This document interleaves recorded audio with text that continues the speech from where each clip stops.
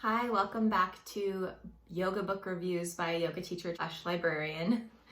This week I finished reading the book that's been out, that's been everywhere. I feel like I've seen it on a bunch of lists, best of lists, and holiday gift guides and all the like lately. It's called Breath, The New Science of a Lost Art by James Nestor.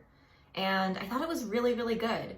If you're like me and you like pop science books or narrative nonfiction, this really hits all the marks. It's really engaging, it's really fast to read, you get really pulled in by the story, and he kind of hops around between the research and the history and his own experience in a way that I think was really effective as a reader. James Nestor is a journalist, and he's written for Scientific American, Outside Magazine, New York Times, The Atlantic, a bunch of reputable publications, and I think you can really tell that he's a writer because his writing I found was really good, like I said, and really engaging.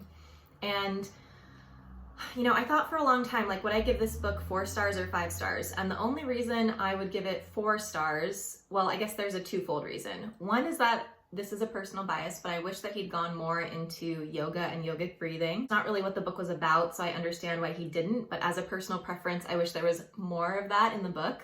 He does talk about it a little bit, and how yoga is actually a practice rooted in breathing and prana, which is energy, and it's not these aerobic exercises that we think of it now today. But yeah, I just wish that he'd gone a little bit more into detail with that, because you're told to do a lot of different breathing techniques during yoga classes, oftentimes without an explanation.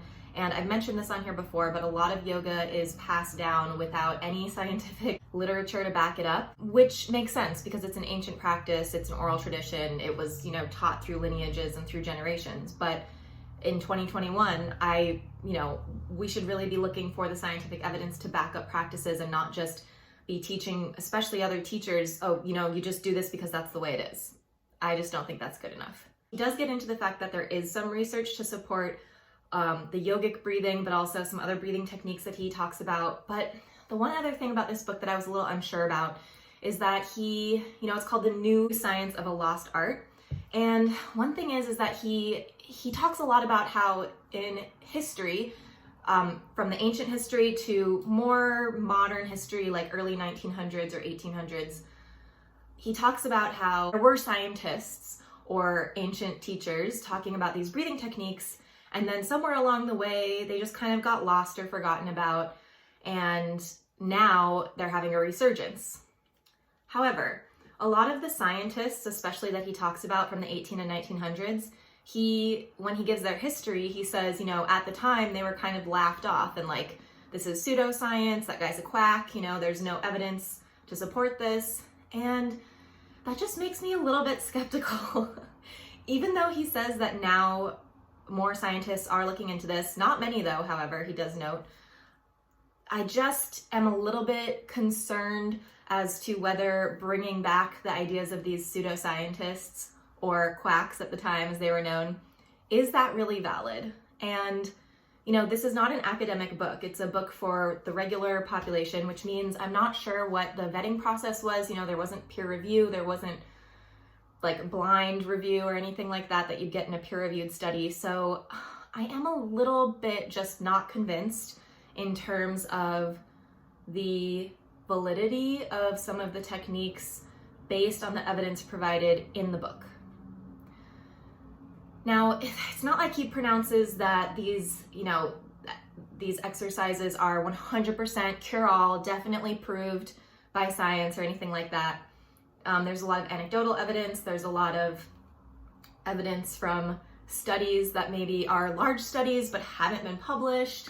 So, there's something to say for this, because if a lot of people have done it and it works, that makes sense that we would say it works. Obviously, look at all these people who've used this technique and they've improved from it. But again, if there's a lack of scientific evidence published, I'm just a little bit skeptical. So I'm sure I could read all of the notes in the bibliography, but I'm not going to do that. I think that part of the reason I'm so skeptical is just that, we live in a time where there's a lot of information swirling about, and it's really hard to know what to trust and what is credible and what isn't credible.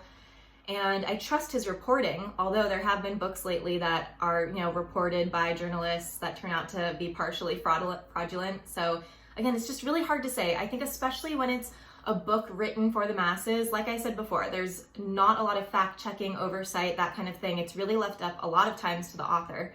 And obviously the author has an agenda. So there's nothing that James Nestor has done that makes me skeptical of him specifically. It's just that I think we should take non-scientist summarizing scientific work with a grain of salt, because the best person to summarize scientific research would be a scientist. Does this make sense? I'd love to hear your thoughts on this in the comments. If you have any thoughts about journalists summarizing scientific work. You know, for a book, it's a little bit different because it's not like clickbait, but I know at least on the internet with news, a lot of times journalists are under pressure to get a lot of clicks, and so they'll sensationalize research and kind of pull it out of context. One thing that I'll say that maybe kind of inches me back towards giving this book 5 stars is that he's just presenting the work that is out there. And he says, you know, there needs to be much more research about this, and people haven't really been interested in it for some reason, but now they're sort of becoming more interested in it, probably with the rise of practices like yoga in popularity in the West.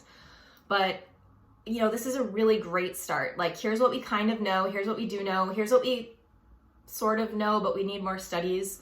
You know, he talks about your stress response and the vagus nerve and how we think we always need more oxygen, but sometimes we need more carbon dioxide. It's really, really interesting. I think it's a must read for yoga teachers. I think it's a super interesting read for any non-yoga interested person. We all breathe, so it really does affect all of us.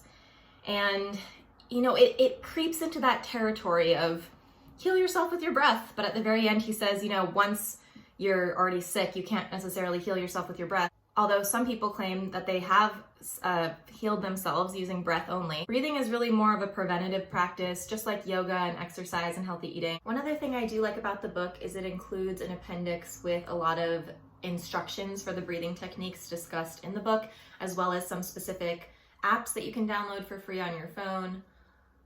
But to be honest, a lot of the breathing techniques are best done with guidance from an expert, because some of them can be really dangerous if not done correctly. And again, to be honest, I would think that some of them are too extreme for regular people, including myself, to try. The ones that can make you pass out if you do them incorrectly, the ones that are really more effective for elite athletes. To be honest, I would probably never really try those. In conclusion, it's a fantastic book. It's a really quick read. It's fun, it's engaging, you'll learn a lot. I think all of my skepticism really comes from the fact that the evidence presented in the book is a lot of anecdotal evidence, and then a lot of evidence that only comes from one researcher rather than replicable, peer-reviewed, published scientific studies. That's where my skepticism comes in. Again, I'd really love to hear all your comments below in terms of if you have any experience, if you're a scientist, if you're a breath expert, anything like that. If you've read the book, what do you think? As always, please like this video, give it a thumbs up if you enjoyed it, leave comments below on what you thought of the book, or if you plan to read it, or if you have read it, and please hit subscribe if you haven't yet, and I'll talk to you again soon.